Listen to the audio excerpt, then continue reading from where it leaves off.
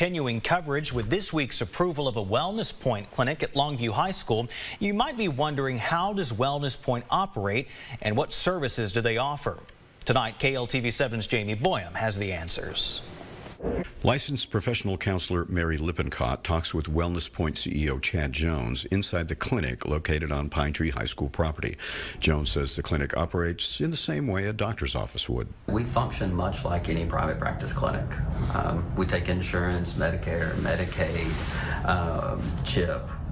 But then we also administer a number of state and federal grants. He says the grants and their sliding fee discount program makes their health care more affordable. It gives discounts of 25% to 75%, and for those patients who fall under 100% of the poverty level, it's a nominal fee of $30. He says even with that, they don't deny access for inability to pay.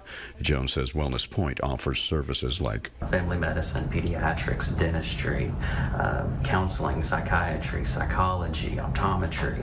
Jessica Pearson and her daughter Serenity come in for sessions with Counselor Lippincott. Got her tested and confirmed it was ADHD. So now she's on medications to help her with that. She was having trouble with her grades in school.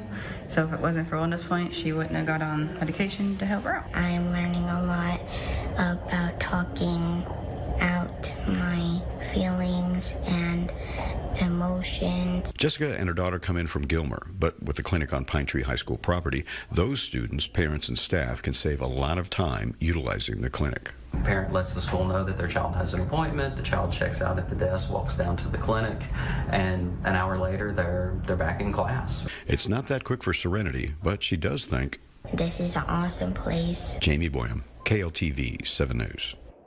And Wellness Pointe is set up as a nonprofit. Government grants pay for about a third of their overhead, with the rest of that coming from insurance and patients. Jones says the clinic at Longview High School will be set up